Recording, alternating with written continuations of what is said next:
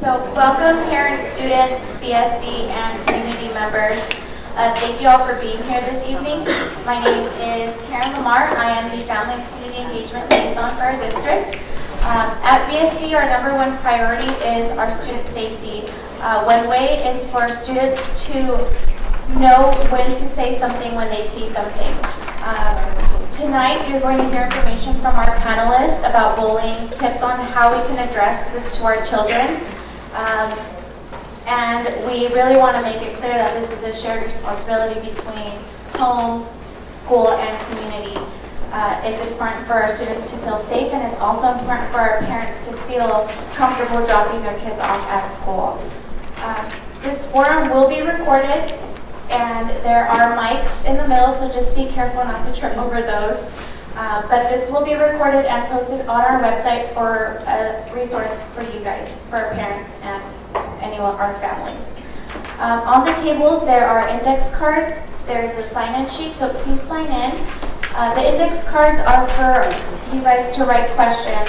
Towards the end of our panel, if you guys have, towards the end of our forum, if you guys have questions, please raise the cards and we'll walk over and get them from you guys and have those questions answered. If we are not able to answer all of your questions, please let myself or Ari know, and we will keep you in touch with someone who can answer those questions for you. Unfortunately, our superintendent could not be here tonight, but he did send a message to say welcome and thank you for coming. So we'll go ahead and play that, and that's in English and Spanish as well. Oh, last thing. Make sure that you got a program, because at the end of our forum there is a post-forum evaluation. All you have to do is open your camera and kind of just aim it to the QR code, and there should be a link that should pop up for that survey. Okay.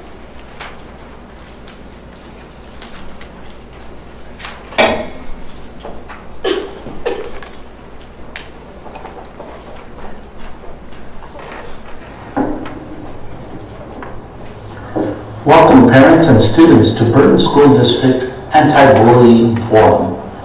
We appreciate all of you for attending, plus we appreciate our panel guests. Thank you, panelists. As superintendent of Burton School District, I want to mention a few things.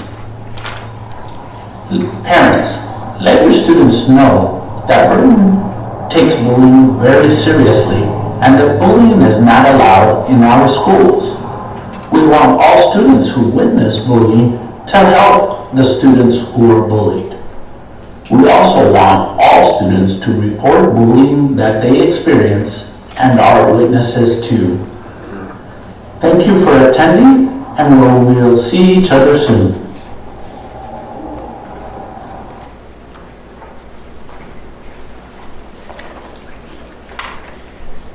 And do we have a Spanish one?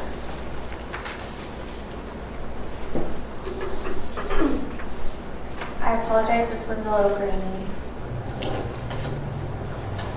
Bienvenidos padres y estudiantes al foro contra la intimidación escolar del Distrito Escolar de Burton. Agradecemos a todos ustedes que asistieron. Además, apreciamos a nuestros invitados del panel. Gracias, panelistas. Como superintendente del Distrito Escolar de Burton, les quiero decir: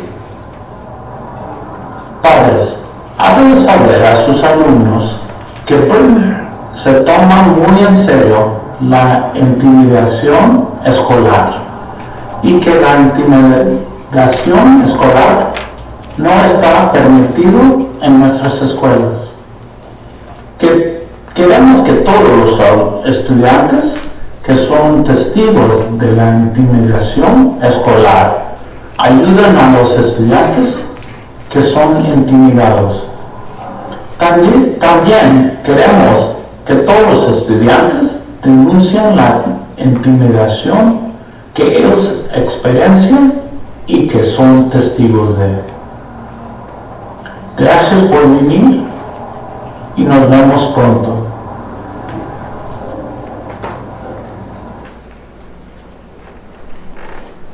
So at this moment, I would like to introduce our panelists that are here. Thank you so much for joining us tonight. We have Dr. Chastity Lawless, Director of Student Services. We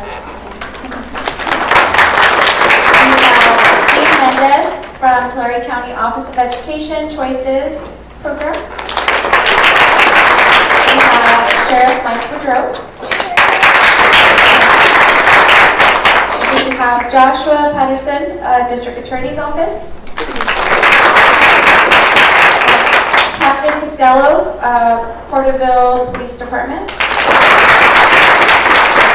Our very own Officer Cerna, Resource Officer. And then we have two student representatives tonight representing BMS. We have Monique Rodriguez. Representing SCCA, Elizabeth Lara. Next up, we have the Triage Grant, who will be doing a presentation on bullying, and we have Clesia Feliz and Anna Martinez.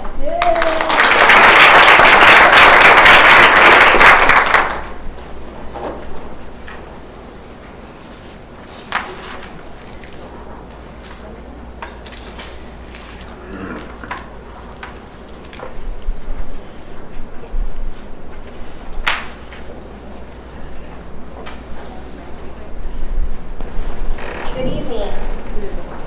So we only have about 20 minutes, so we're going to go really fast. Karen, you want them to save the questions for the end, right? So if there's anything that we address that you have questions on, please write it down and we will make sure to answer it at the end. And Anna's going to translate in Spanish for those who, some of the slides are in Spanish, so she can translate for you.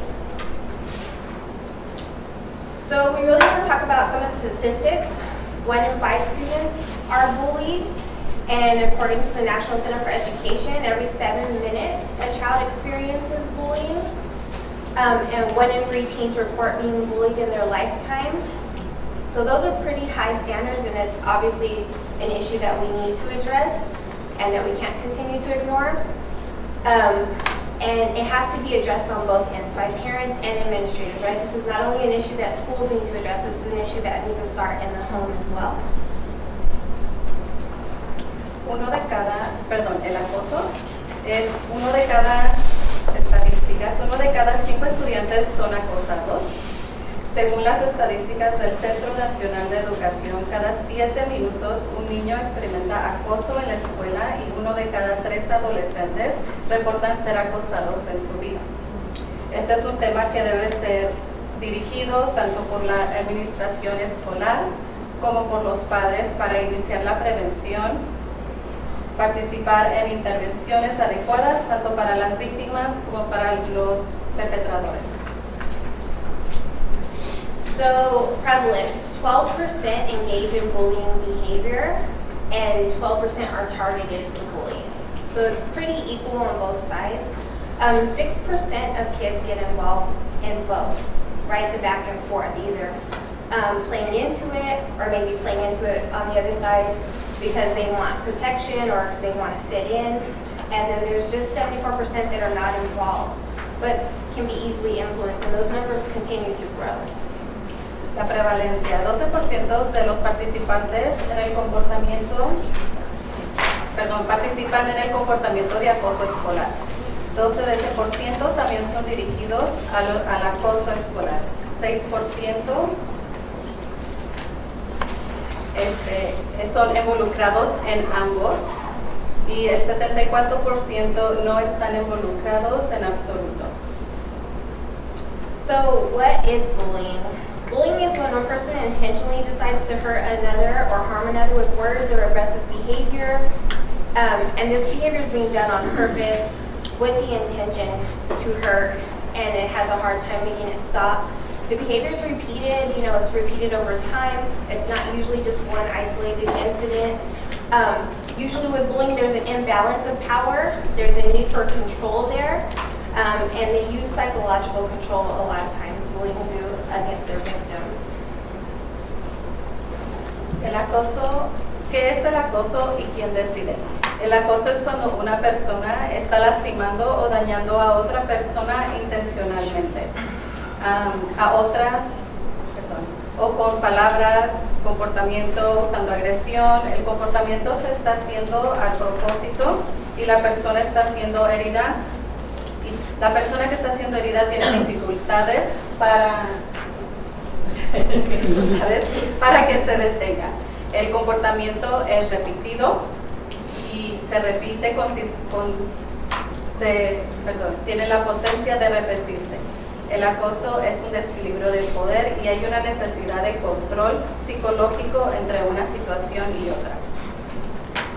So there's two sides to bullying, right? There's bullying and there's teasing.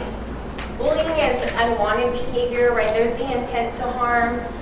There's the infliction of harm, and there's no want or desire by the bully to preserve a relationship or to have a friendship, right? Their intention is to harm. Whereas teasing, they are making fun of maybe the victim or who they perceive to be maybe a friend, and they don't intend to inflict harm, and they really do want to preserve the relationship. So we really want to make that clear, because a lot of times kids are coming forward and saying they're being bullied when it's actually someone trying to just tease them and have good-natured fun, but maybe don't understand their unintended impact, the negative consequence of it. But there is a difference, and sometimes there can be an overreaction by the student or maybe even parents when it's just teasing and it's not actually bullying, it's not a consistent behavior intended to harm. Does that make sense? Oh, sorry. Hay dos diferencias. Una es el acoso y la otra son burlas. El acoso es un comportamiento repetido. El acoso es intencional y no hay intención de que estos niños quieran hacer amistad con los otros niños. El otro es burlas. Las burlas pueden dañar o lastimar las emociones de los otros niños y hay deseo de ser amistades con esos niños. Esa es la diferencia entre el acoso y las burlas. El acoso es repetido y puede dañar, lastimar físicamente, y burlas posiblemente son repetidas también, pero no son tan hirientes. So there's several different types of bullying. Obviously, we know about cyberbullying, we know about verbal, we know about physical, but there can be racial, sexual, psychological, social. There's several different types, and we're going to go into the several different types. Okay. Hay siete tipos de acoso. Estamos hablando de racial, verbal, sexual, psicológico, social, cibernético y físico. Y vamos a tratar de hablar acerca de esos, la definición de ellos y dar unos ejemplos aquí en adelante. So verbal and emotional bullying has to do really with name calling, making fun of someone, laughing at them, taunting them, threatening to cause harm, or using violence and inappropriate sexual comments. El tipo de acoso verbal y emocional, es decir, o escribir cosas desagradables, son burlas, insultos, reírse de alguien, hacer que alguien se sienta mal de sí misma, amenazar con causar daño o usar la violencia, comentarios o hacer comentarios sexuales inapropiados. Physical bullying includes hitting and kicking, pushing and shoving, fighting, spitting, taking someone's personal belongings away from them or breaking their personal belongings, and mean or rude hand gestures. El acoso físico son daños físicos al cuerpo, por ejemplo, golpear, patear, pellizcar, escupir, tropezar, empujar, tomar o romper las pertenencias de otras personas, o hacer gestos desagradables o inadecuados con las manos.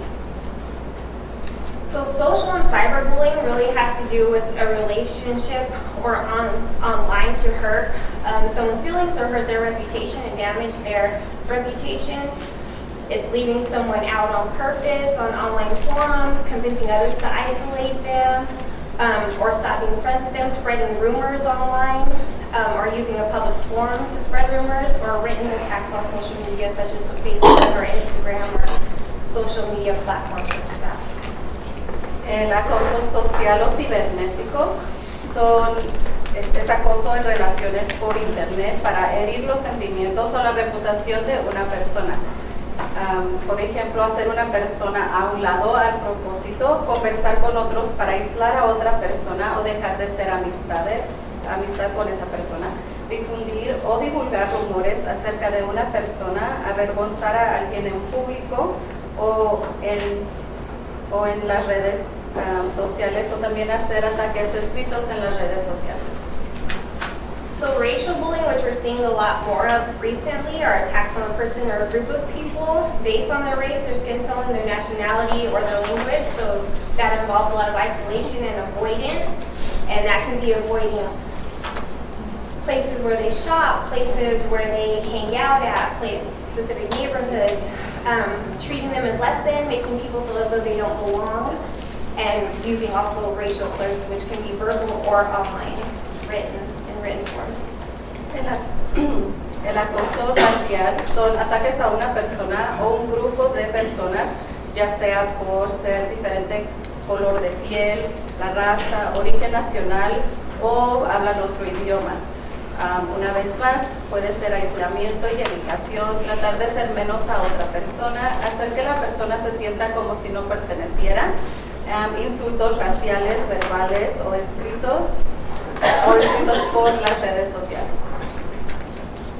So there's bullying based on cultural identification. So those can also be verbal or physical attacks on one person or a group of people, and this can be cultural groups such as the LGBTQ community, people who are disabled, foster youth, are kids that in school that get bullied a lot. If you identify with poor or lower economic class status, education status, or even citizenship status. El acoso cultural son ataques verbal o físicos en una persona o en un grupo de personas que se identifican con un grupo cultural, ya sea, por ejemplo, la comunidad de jóvenes de LGBTQ, que son los que se identifican como lesbianas, transgéneros, bisexuales, etcétera, tienen mucha más presión para ser acosados. Personas con discapacidades, jóvenes en hogares de crianza, personas de clase económica pobre o baja, nivel de educación o el estado de ciudadanía. So these are the most common types of bullying, and as you can see, cyber and verbal are the most common, both at 40%, and physical is lower at 20%. But all of the ones that we just described can either probably fit into verbal or cyber or physical. Los tipos de acoso que pasan más frecuentes, como podemos ver, el 40% es cibernético y verbal, el 20% es físico. Cada una de las categorías que hemos hablado puede ser que lo podemos incluir en esta misma categoría. And so this quote at the bottom, "Sticks and stones may break my bones, but words will never hurt me," is a really old school quote, an old phrase that a lot of parents like to tell their kids nowadays, and that just doesn't work for kids these days. As you can see, 40% of bullying is verbal, and words do hurt, and words do have long-lasting effects. So teaching them that words are not harmful and they don't stick is not an appropriate intervention for these kids. Sorry, I said all that. That was not hard.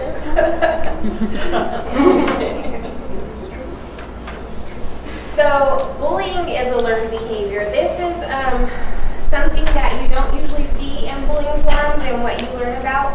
But bullying is something that kids learn, and more often than not, they are learning it from adults, right? Kids are learning it at home. Oftentimes, it can be from if they are experiencing physical abuse or some type of abuse at home, but also if parents are modeling it for them, right? If they have a parent who is making fun of people who are overweight, or making fun of LGBTQ, or making fun of people for how they're dressed when they're walking down the street. Kids are watching that and they're going to go back to school and model it. If they see you making fun of someone overweight, they're going to go to school and make fun of people who are overweight because now the example has been set for them that is okay, right? So just talking to kids at school is not enough. We have to address it with parents. Parents have to realize that you're modeling behavior that kids are taking to school and reenacting, right? So that's really where the root cause of a lot of the bullying is. And sometimes teachers can also be engaging in bullying behavior, right? If there's one kid who's defiant and acts out in class and that kid is constantly being targeted or called out in front of the collective group or the collective class, they might feel like they're being targeted and bullied. And that's also setting a standard for the rest of the kids that they can target that same student, right? Or they can target another student because that's the example that the teacher has set for them. So the bottom line is people who hurt other people, right? So we have to start the root of where their hurt is beginning. El acoso es un comportamiento aprendido. Los padres y los adultos modelan la intolerancia y el comportamiento de acoso sin darse cuenta. Por ejemplo, gritar, pelear, maldecir, reírse o burlarse de otras personas, de individuos que tienen sobrepeso, por ejemplo. Y muchos creen que sus hijos no tendrán la idea o no reconocerán los comportamientos, pero esto a veces es falso. Muchos de los padres modelan esta clase de comportamientos y los niños se llevan esto a la escuela. Y para los padres eso se ve como que eso es algo normal, pero eso es lo que los niños están modelando, eso es lo que los niños están aprendiendo y eso es lo que los niños están haciendo en la escuela. Cuando los niños sufren abuso, trauma o problemas como la violencia doméstica, aprenden que la manera de lidiar con los problemas es con la agresión y la violencia, usando el poder y el control para lastimar a otros. Okay. Debemos de recordar también que las personas que lastiman, lastimarán a otras personas. We made it. Under 20 minutes for you. So if you have questions, please ask later. We'll be happy to answer them for you. Thank you.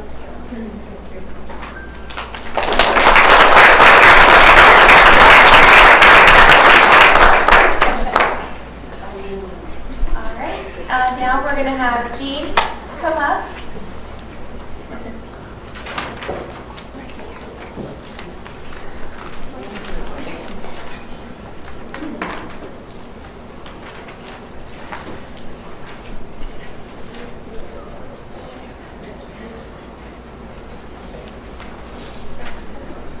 So good evening, everybody. It's good to see all of the parents here tonight. So give yourselves a round of applause. So I work for the County Office of Education, and I go to 32 different school districts and talk to students about alcohol, tobacco, drugs, gangs. But my main focus is bullying. And it's not just those 32 school districts I can go to. The grant I work under kind of opens it up where I can go to any school if they request me to go out there and talk to their students or talk to their staff or talk to their parents. So I'm happy to be here tonight. Burton was well represented in August when we had a huge youth symposium around bullying. And we had about 350 students there, and the Burton district, Porterville district had, I'm not even sure how many schools from this area. Was it 5 or 6 schools probably were represented from this area. Teaching those students to go back and be not just a bystander and watch what happens, but go back and help the victims of bullying. Because under the grant I work for, we try to get the help to victims of bullying. It's a great thing. The students that were there were leaders on campus, whether they were leaders on campus, ASB, leadership. They were there to make their school a safer, more inviting environment for everybody. So what a great day that was. Collegiate was there. Thank you very much to your staff and everything. Thank you. Bullying has been going on forever. Like they mentioned, the elements of bullying, we have that on our website. If you want to go to tcue.org, that's on there. Our office has adopted that. That's from Dan Oveas, who's like the bullying guru in the world. How much time do I have? Because I can talk all night. Just real quick. 5 minutes? 15 minutes. Okay, no, 5 minutes. So I go and when I talk to parents and I talk to students and I talk to administration, when I reach out and talk to those students, I share a story with them. And I don't tell them that I'm talking about my son. So they've asked me to come up here and speak to you about my son, who was he's still in the special needs program, now he's in the COS program, but he was picked on, bullied, made fun of, couldn't tie his shoes, couldn't communicate very well, couldn't write his name 4 letters, wrote them all different directions and ways every time he did in the 6th grade. So he was kicked, made fun of, bystanders stand around. They weren't getting involved. Hey, I'm not involved. I'm just watching these people choke him and make his eyes water every day, because bullying has to be repeated over and over again. Because sometimes things happen between students, one-time deal, that's just pure conflict. It happens, but when it happens repeatedly, then it's bullying. They did this to him a few times every week, choke him until his eyes got all red, water. He didn't come home and say anything because he thought, well, that's how friends treat each other. So this went on, and nobody ever spoke up for him and said anything until one time a 4th grade girl, this is the only way we found out, was a 4th grade girl went up to a 6th grader, which was my son, grabbed him by the shoulder and said, come on, Gage, this isn't right, and took him straight to the teacher. And that's what we try to tell students. Go. We know they're comfortable with the staff on campus. They have somebody who they really have a connection with. Go talk to your parents, whether it's a coach, whoever it is. Let that person know. Sometimes the bullies don't have, or the victims don't have the confidence to speak up for themselves, and the courage and strength inside. But that 4th grade girl, she saw what was going on. She's walking by. She helped him. She put her hand around his shoulder and walked back to that teacher. That really changed his life right there. We're still in touch with her. Exclusion's a big thing too. We'd ask him, hey, Gage, how's school today? Fine. What'd you do? Played football. Well, we went one day just because we wanted to see what was going on. And this is before the whole choking incident was happening. We wanted to see what was going on, so we stood out, went on campus, signed in like you're supposed to sign in. We stood behind a tree to watch what was going on. The students were playing football, but they never included him. He was on the sideline running back and forth the whole recess period. Exclusion.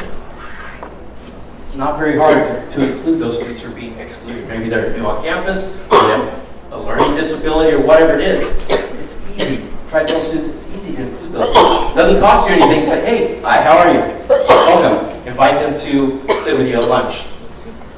That doesn't take anything to do that. That's what we try to relate to the students. And that's what we tried to relate to these students who attended this symposium back in August to help make a difference on their campus. I work, like I said, with a lot of different school districts. I won't tell you which high school, but it was a high school in Tulare. And it was in June. No, I'm sorry, it was May. They're graduating in June. About 3 weeks to go to graduation. Had all the seniors, about 350 in the gym. It's the end of the day. I'm all done talking and say, hey, anybody else have anything you want to say?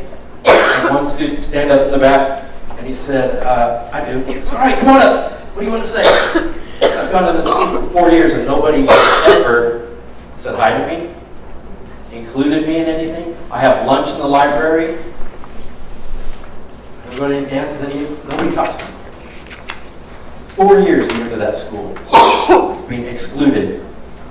How do you think that made that graduating class, who's going to graduate in 3 years, how to make them feel? So we can change that by letting our young people know what's going on. And that's what we're trying to do right now. Let them know. You guys being here tonight is making a big difference. It's a step in the right direction.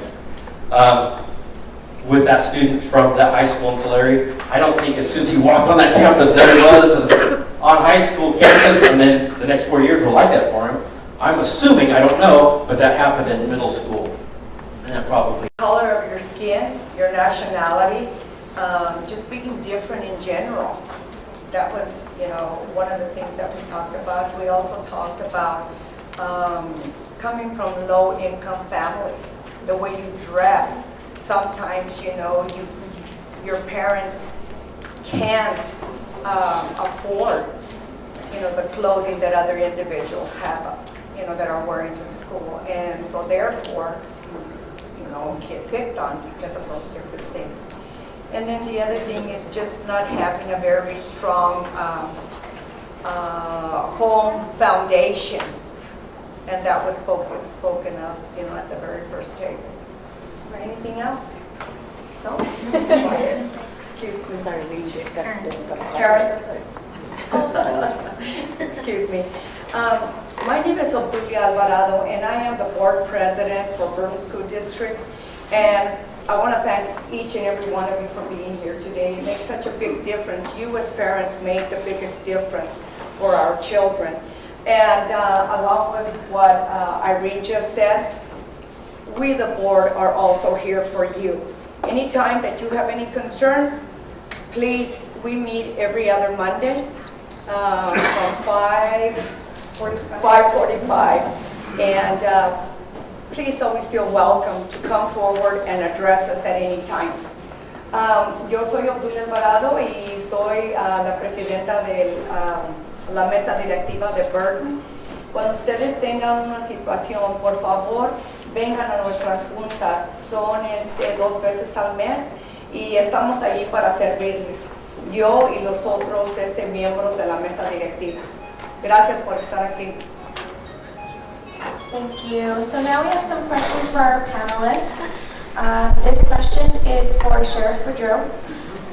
What resources does TCSO have available for troubled youth to become more involved in their community? Well, for the Sheriff's Office, we represent all of our county outlying homes and communities. We do offer several different programs as far as our anti-bullying is concerned, our community-based resources. Resource officers go to all of our schools, making sure that information is out there. But one of the biggest things we like to do is that we developed what's called a youth development program within the Sheriff's Office itself. And we've gone out and have provided football, basketball, soccer, bowling to all of our communities where those children ordinarily would have nothing. And what we have found is that we found children that ordinarily would have been bullies or doing poorly in school, that they are now focused on something that they're really interested in. We've had several kids, we've had 7 kids actually with good reports. We've documented the report of that they were incredible bullies in the school classroom. They were difficult to control. Their grades were really poor.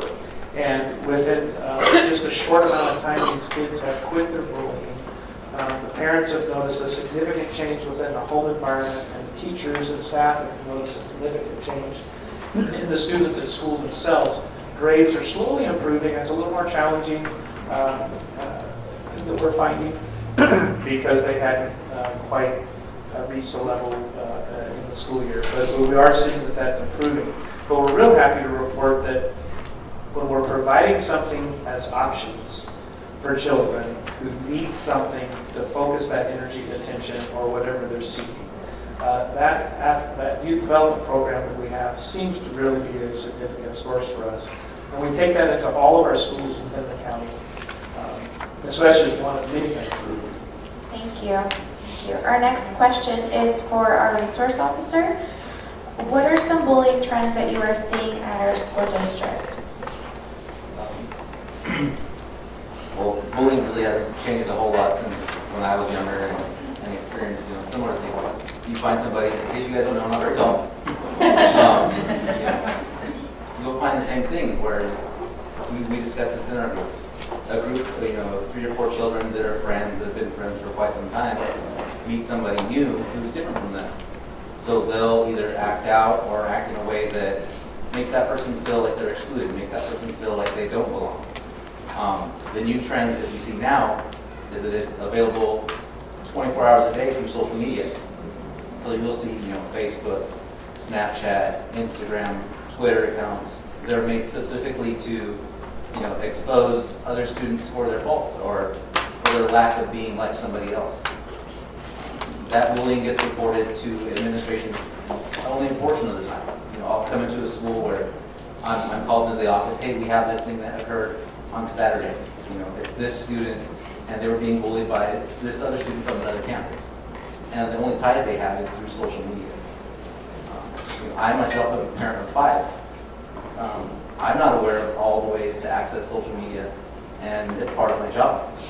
I think a good part of our job as being parents, being administrators, being involved in these children's lives, is to learn how to access these accounts, learn what the kids are doing so that we can anticipate what they might be saying, not only to other students, but what's being said about them. You know, some of these kids aren't going to report to their mom that, hey, this girl's picking on me because of what I wear.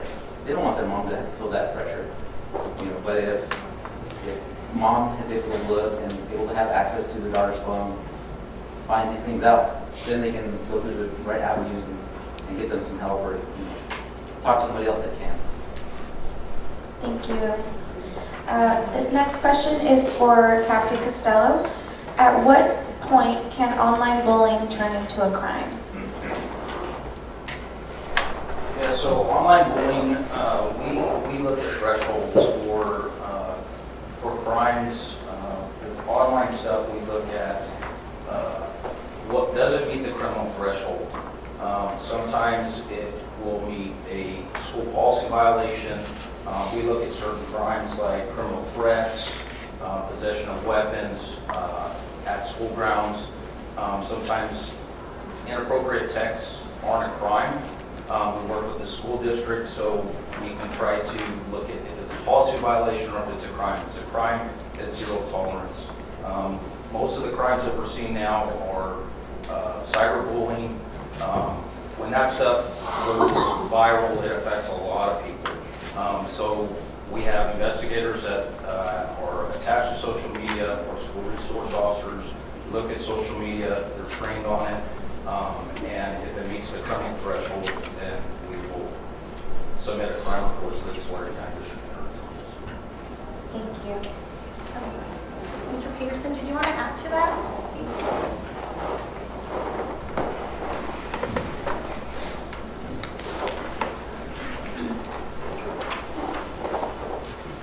So just very briefly on that, I mean, yes, once it reaches that criminal threshold, then it comes over to our office, and unfortunately that's where we have to make a decision on whether or not that's something we have to file or there's some other avenue.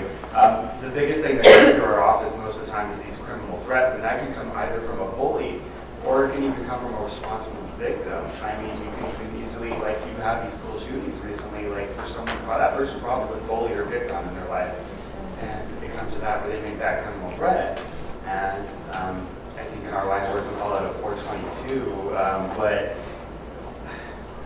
it's just something that's unfortunate. It has to go through our juvenile system, and we have a process in which we hope that maybe if they're first-time offenders, that they will be, you know, rejuvenated is not the right word, but they're put through a process where they can get help, because we don't want to have to put them in prison if we don't have to, and it's a great process. And it's nice to know that we do have a youth program too, set up at the sheriff's office where they can go through that and hopefully get help.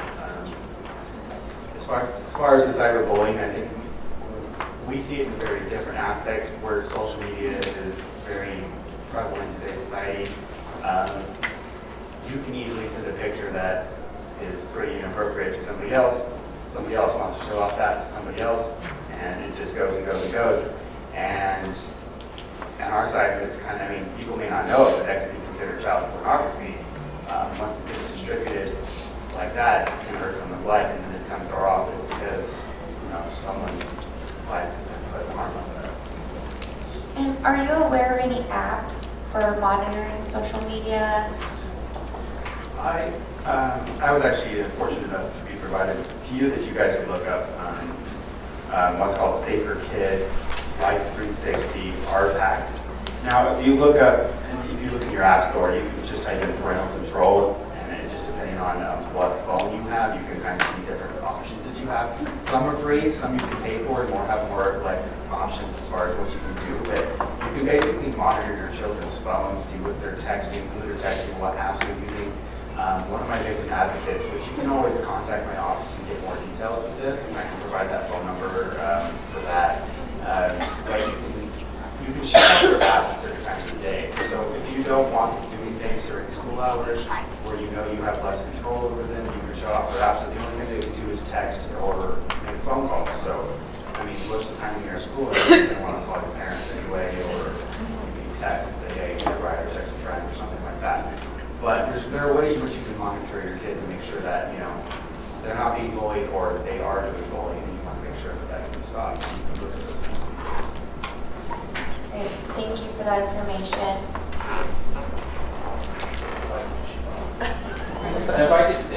And if I could just add to that, so when we do a criminal investigation, it doesn't meet the criminal threshold. We still partner with the school districts, including our juvenile diversion program, and we can do informal programs with the students. If it doesn't completely meet a criminal threshold, we use Steve Walker, who will help us work with the school districts to help alleviate these problems too. I think it's important for people to hear as well. It's very difficult to reach a criminal threshold. It's not easy. Just because your child is being bullied or they're being picked on, it's quite, it's not as easy as maybe a parent would think. And so it's important for us to understand. I really like what the presenters in the first part gave, and I think that's so important. First time I've ever seen that. I'm actually going to plagiarize it. But it had the, oh wait, squeeze some input. Okay, so I cannot plagiarize it. But the difference between bullying and teasing. That needs to be reinforced not only to our students, but as well as to our parents. Because even as a parent, I don't want my child teased, right? I don't want my child bullied. We're very protective. We want our children to be safe. But it's important, I think, as educators as well as law enforcement, to understand there is a difference between bullying and teasing. And bullying is very difficult to reach a threshold of criminal behavior. And we really rely upon law enforcement these. We really rely upon our educators within our county and the excellent job that they do in contacting the students at such an early level of intervention. And I think for us as law enforcement, as well as just people in the community, we have to try to provide options to change behavior. And so for us, we're very limited. When it comes to law enforcement, we're very, very limited. We really rely upon our educators and our education system because you guys are the best at it. And so for us, we're very limited in what we can offer, but we definitely want to be there. For example, our youth development program. We are providing options, but again, we're very limited. And I think it's important to understand the difficulty in reaching the threshold of criminal behavior. Thank you. Our next question is for Dr. Lawless. So how do I report bullying incidents at my child's school? I'll go ahead and stand up too, and can I just come to the front? It's really awkward for me to talk with my back to others. I just wanted to add on to what Sheriff Boudreaux said. I actually printed these because I used them with my own children probably 5 or 6 years ago because I had a couple I have 2 children, and sometimes they would come home and say, I think I'm being bullied, or so-and-so's a bully. And so I really wanted to teach them what is bullying, what does that feel like, is it bullying or are they just being mean, did they hurt your feelings on purpose, or was it an accident, was it just a comment that they thought was funny? And so we put this on our fridge and we talked about it, and it really helped them understand, am I being bullied? Am I bullying? A lot of kids, sometimes it's not intentional. Another kid will feel like they're bullying them, and when we have that conversation with the student, they say, oh my goodness, I didn't mean to bully them. I didn't mean to make them feel like I was bullying them. I thought we were friends. I didn't realize it hurt their feelings. So that was a side note. How do you report it? This is something that I think is really important. As a parent, again, if I felt like something happened at school, especially with another student in their class, I might send the teacher a little email, and sometimes just letting them know that, something happened, and this is what my child said, so they're aware. Sometimes I would even say, I don't expect you to do anything about this, I just want you to be aware in case it becomes a bigger issue. And so just sending that initial email. I like to document, and I really encourage parents to document on the second time.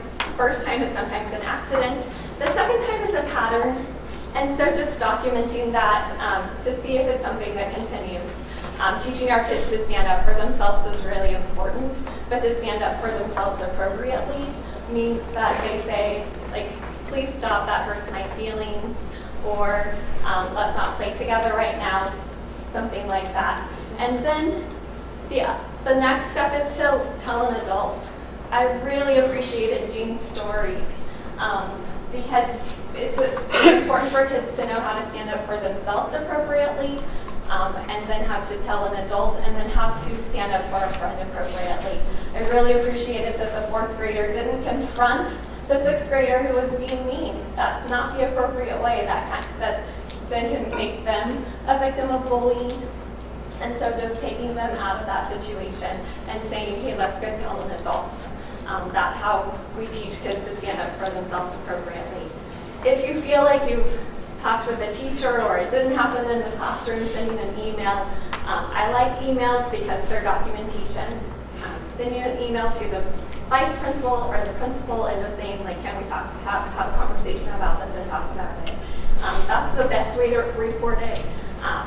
If you feel like it's something that's been going on and you've already sent the email and it continues, make it an appointment. Go in and talk with someone and make sure that your voice is heard and that it stops. Thank you. Okay. Our next question is going to be for our BMS student, our Burton Middle School student. So among your peers, what forms of bullying do you see to be the most common? While at school, as a student, I usually see name calling being one of the biggest problems.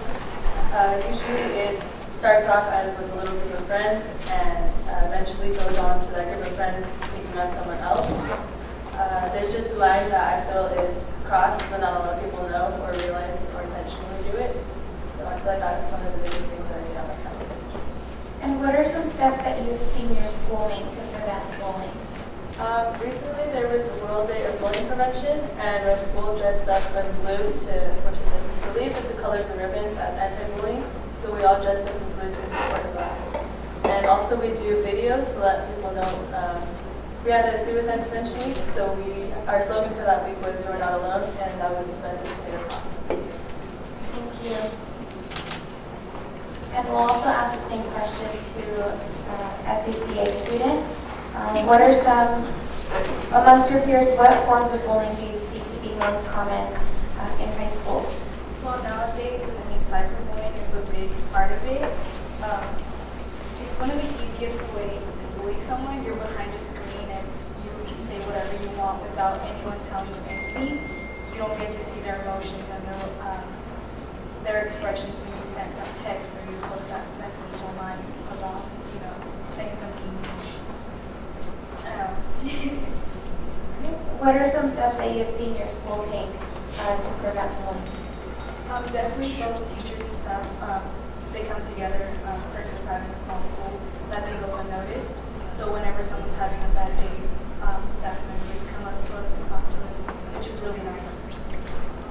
Thank you for sharing.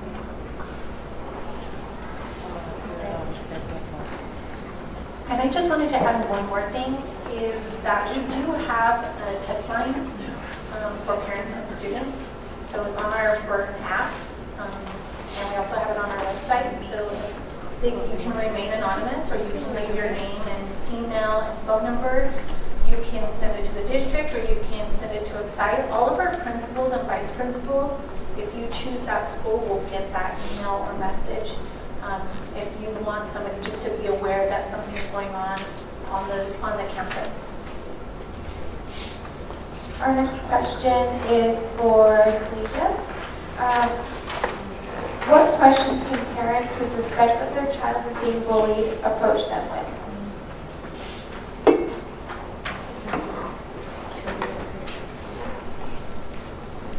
So parents can, obviously you need to ask what's going on with the kids. a lot of times parents, you need to probe a little bit further. If you ask a kid, how was your day, and they say good, but you can tell that it wasn't a good day, or they're not in the best mood, you need to probe a little bit more, push back a little bit more, and continue to ask until they tell you. Let them know that they're not going to get in trouble. Let them know that it's safe, that you're not going to be mad, or that you're not going to, get them in trouble. A lot of times kids feel like they're going to get in trouble, or, that you're going to get upset with them for either defending themselves or not defending themselves. So asking those questions, asking if anyone else was a witness around, if there was someone else who was a witness to those things or the bullying that's happening. Obviously, for names of people, the bullies that are doing the behavior or attacking them in any way, they need to ask if anyone, the staff knows about it. Did they report it? Oftentimes, they may be reported by the student and no further action is taken, or maybe the parents are not notified. So if the school is aware of it or not, and what actions were taken further from there. And again, how is it affecting the child, right? A lot of times this leads to mental health issues and signs and symptoms of depression or suicidal ideation. So making sure that your child is okay, not just looking for revenge or, to get the bully, but also making sure that the mental health and the social emotional status of your child is okay. So asking those questions about their emotional state as well. Did any other panelists want to add to that? Kalisha, questions you can ask children? Yes?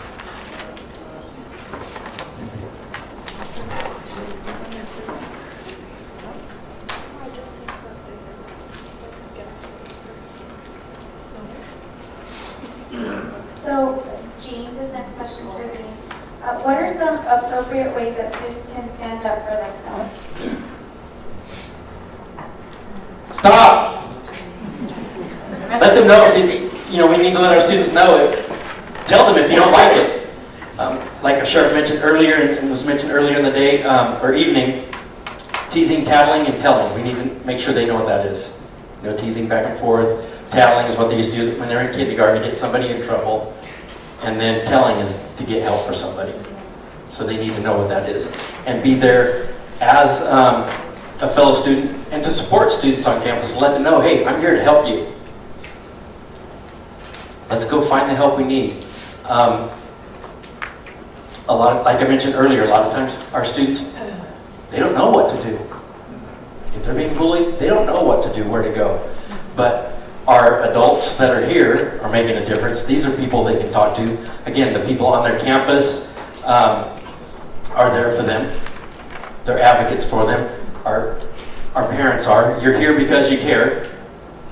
And their friends. That's what we try to do, is train students on campus to be there for their friends, to make campus a safe place to be. When we drop our kids off at school, when they ride their skateboard or bike, or however they get to school, we know school's going to be a safe place. And we want to make sure it's a safe place. And the students on campus can help contribute to that by making sure everybody they're looking out for everybody. I like to tell a lot of students, especially in this district, these students have grown up with each other most of the time. They know where they come from. They know who they are. They're almost family. They're going to go all the way through high school probably with most of these students. So that's really a big thing, is just being there. If they don't like something when they're being the target or the victim, let somebody know. I like what Dr. Lawless said earlier, documentation. Make sure it's all documented. Keep track of everything. Emails, whatever it is, document that information so you can cover yourself. A great step that you're doing here in this district right now, December 30th, 2019, Ed Code 234.4 says you need to have something in place to make sure that students are safe on campus around bullying and cyberbullying. So this is a great first step right here. Your students who attended our symposium, a great step. So you have something in place right now to help those victims of bullying. I'm all over the place. Did that kind of answer the question? Was that okay? Everybody good? Yeah. Any questions? Thank you, Jean. Parents, does anyone have any questions on their index cards that you've written? So we'll walk over with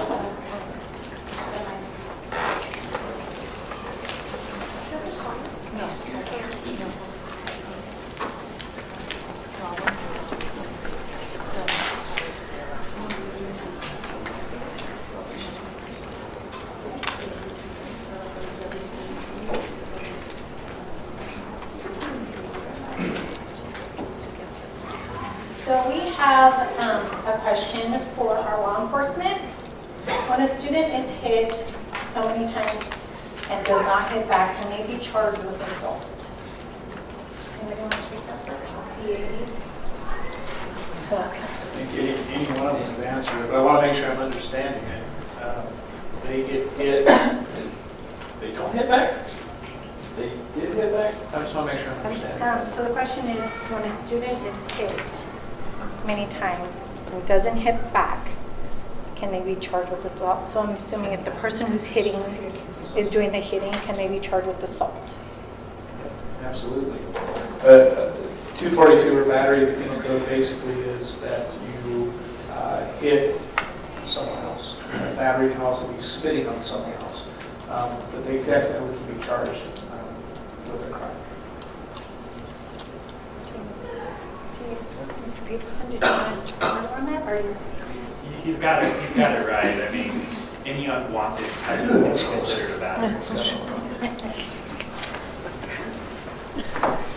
Okay, and this is going to be for any of our panelists. When does bullying become harassment? Or Dr. Wallace or any of our panelists would like to answer? Not everybody raise their hands. Jean, I feel like you want to say something.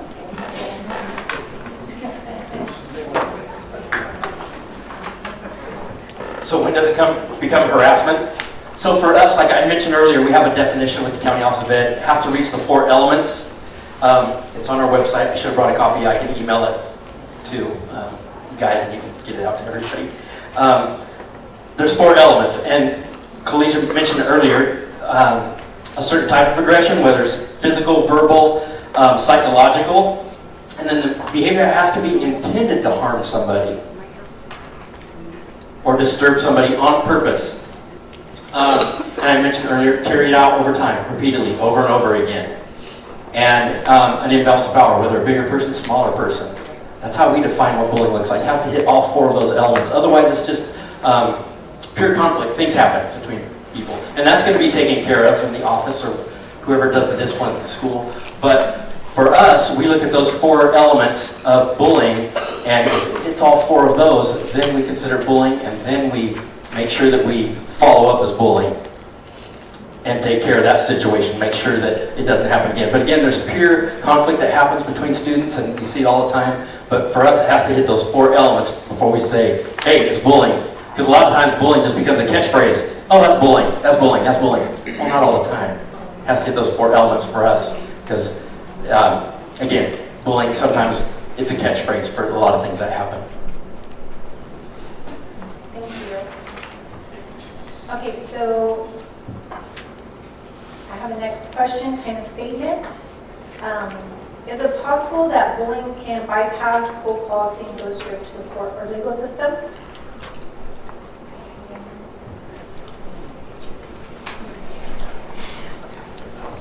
So again, it has to meet a threshold. It has to meet a criminal threshold for us. So when we work in a partnership with the school district, if it doesn't meet a criminal threshold, but we partner with the school district and we're able to work with we have 2 juvenile diversion officers, and we will get them into a juvenile diversion program. It's an educational program. That's part of it. This is part of it. Alcohol, tobacco, drugs. But for us, it has to meet a criminal threshold for us to arrest somebody. If not, we'll work with our juvenile diversion officers and try to alleviate it that way. I was just going to point out, usually it won't get towards my office until the school's been notified of it of some sort and the police have been contacted. And at that point, again, we talk about the criminal threshold. If there's not enough to write the report, then they're going to find other means in which to do it. So that you can't really bypass it just to get to us. There is a procedure in which it has to be done. The police have to be notified. So if something like this is happening, you need to at least tell the school.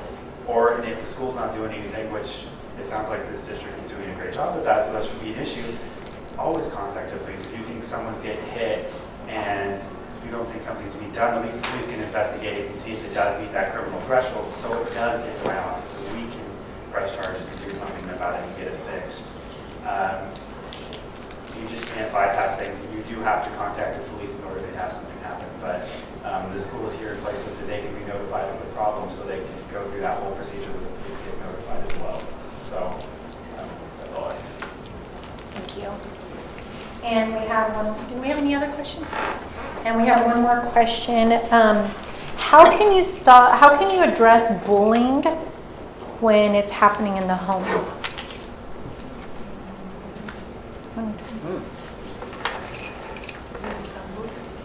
I think I understand this question. How if there's bullying happening at home, how do you address it with, like as a parent, or maybe are you talking about it as an administrator? Or other family members, like if you live with cousins, or if you live with, if you're a multi-family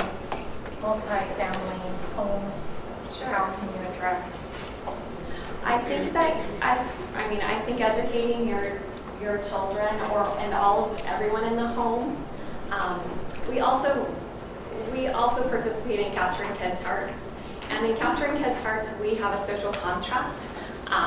After I went through the training, I created a social contract with my husband and my 2 children as well, and we talked about how we treat one another. It's really important that you have those norms in place in your home as well, and that you, as the parent, are addressing inappropriate behavior if you see one child, ganging up or bullying another child in your home. Do you want to add to that? No, I agree. Just back on a couple points. Oftentimes as a community, we feel that we always have to have the answer. There's a lot of responsibility that falls within the home itself. Quite frankly, law enforcement wants to not be involved. We don't want to have to come and intervene as a law enforcement officer when it comes to any type of criminal behavior. Quite frankly, we really don't want to have to intervene when it comes to the teasing and that type of thing. We do get involved and we want to be a part of our community, but I'll be real honest, the educators in this county, you guys are fantastic. We really rely upon you as, we're first responders, quite frankly, you're first responders when it comes to these children.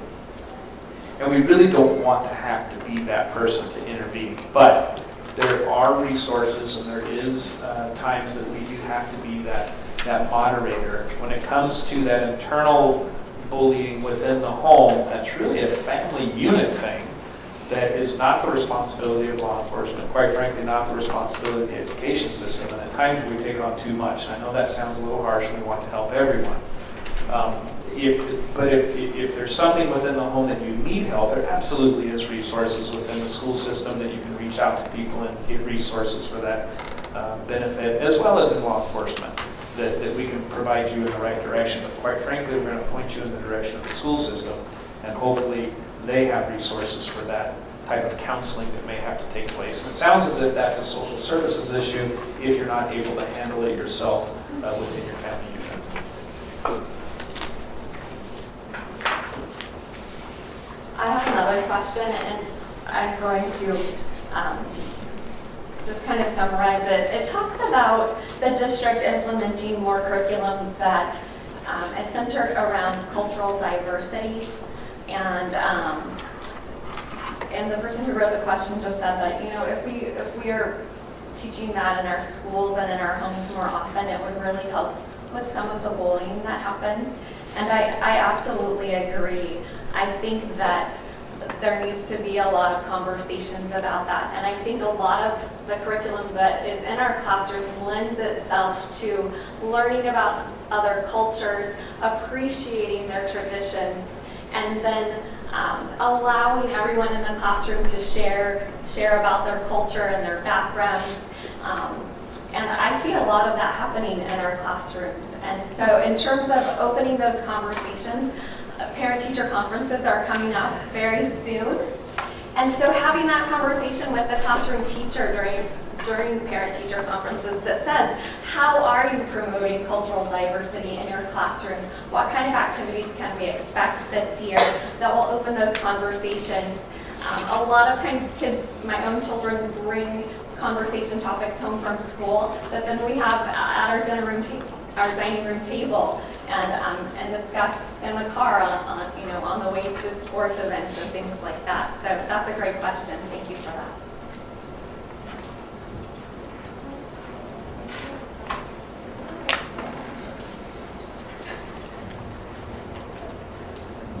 Just to add to the previous question, I kind of understood it a little differently. If there's bullying in the home, maybe it's because of my background in social work and child welfare, I see that as it should be reported to the child abuse hotline, to child welfare services, because a lot of times bullying in the home could be a parent bullying a child, or maybe one parent bullying the other parent, and it'll look a lot like domestic violence. And it doesn't have to be physical violence, it could be emotional and verbal, mental abuse as well, which child welfare services would still intervene. So I think if that is happening for someone inside their home, or if you know someone it's happening within another home, reporting it to the child abuse hotline would be the first course of action, in my opinion, to take.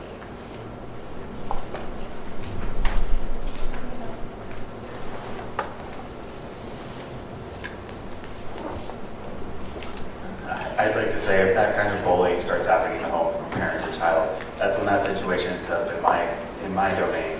I actually resolved a case involving someone who was in a domestic violence dispute with a child in the home.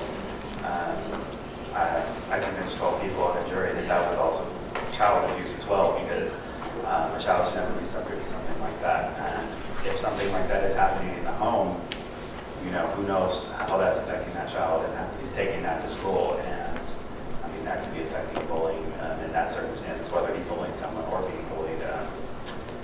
And it's just something, it's a serious issue, and if you see it, you should report it to child services or to the police and let them figure it out, because that child's life is more important than anything. So, thank you.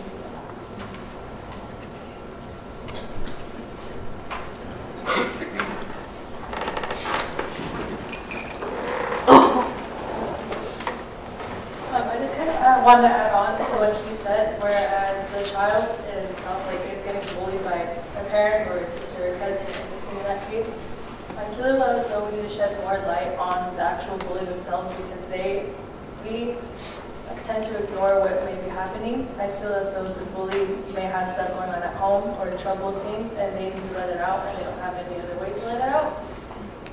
As a student representative here, I feel as though I need to speak for both sides of the story, where I see the victim side where they feel like there's nothing they can do, but the bully side also needs to be looked at more, because they have stuff that they need to let out, such as anger and sadness, but they have no way to let it out. Thank you. Do we have any other questions? Do we have any? I would agree with what she was. So our schools, and just recently, our 2 middle schools and high schools, they do peer mediation. So they have groups of students where if students feel like they're being bullied, or if something is going on, or if they see a student who's by themselves, they go through training on how to help students feel included, and how to talk to one another without resulting in violence or cyberbullying and things like that. And so we do have that at both of our middle schools and our high schools who come together and do training. So thank you for that. Did any other parents have questions? Okay, do any of our panelists want to make closing remarks?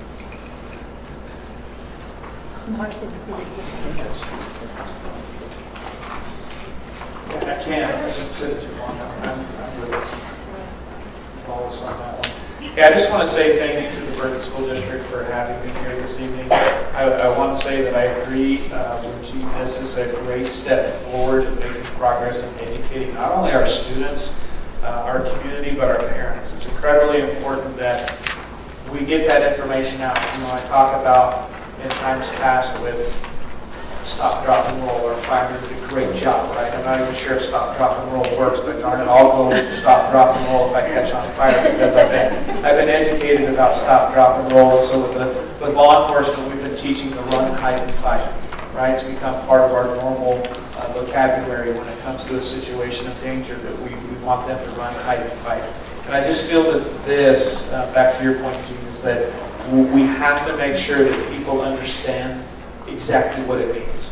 And if you could help me out again, the teasing, beating, telling, killing, teasing, tattling, and telling, look, I'm going to take that too, we're going to run with it, because in our field of law enforcement, we very much get out to our children and our communities. It's incumbent upon us as community leaders as well as educators on all different levels that we are all presenting the same message, right? And so I'm going to take this little flyer that I have here on the table. It's fantastic. I don't know who kind of put that, but it's just wonderful. And then I'm going to come to you and actually ask you to come and give a presentation to my deputies and officers and community-based officers, because I think that we all have to have the same verbiage. We have to have the same language so that our children are getting that message into adulthood.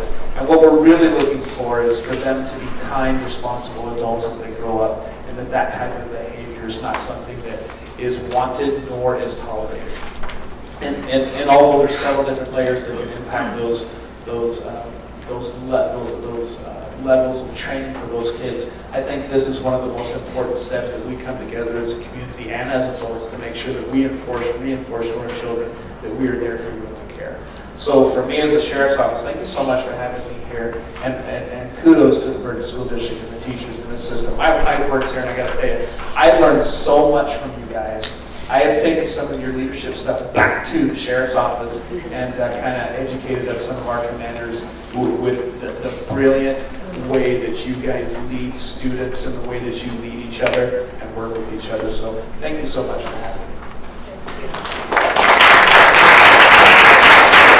At our school sites each do kind of assemblies about bullying, but we also do things like we just did Suicide Prevention Week, and for a full week our counselors went out there and our psychologists in every campus. They did things like Why I Matter, and our counselors and psychologists also said, we're here to listen, we're here if you have concerns if something's happening. So we do those type of things. We do recognize, Suicide Prevention Week, bullying prevention, but we also are very focused on social emotional, and so we do lots of things throughout the district on that. We hold anti-bullying forums, and we also have a youth summit where we bring students together and we have workshops. Jean was at our last one where we talk about bullying. We talk about mental health. We talk about how their mind matters, their words matter, their heart matters. And we bring in professionals who are experts in those fields who come and talk to our students. So we talk about having healthy relationships, and we bring in those professionals to talk to our students about that. So we do take it seriously, and that's one of the reasons why we're having this forum, is because we do want to not just talk about it, but show action to our families, to our students, that the district is behind our parents and that we do want to do all that we can to prevent students from not feeling safe to come to school. So on behalf of the Porterville Police Department and Chief Crowder, we thank you for having us here tonight, and we just look forward to our continued effort and partnership with the Bergen School District. So thank you very much for having us.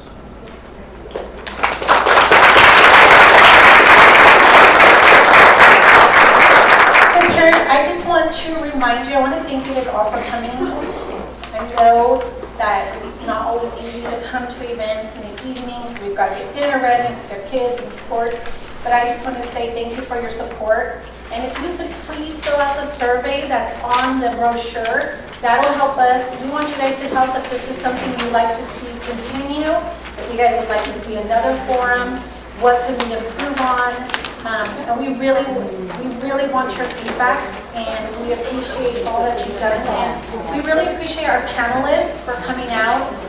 We know that you guys are all busy, and you guys always got lots of events in the evening, so we want to say a big thank you for always supporting our school district and coming out. And don't forget to sign in on your sign-in sheet. And hope you have a wonderful night. And if you ever have questions or concerns, please feel safe to come up to any of us, as well as contacting the district. Thank you.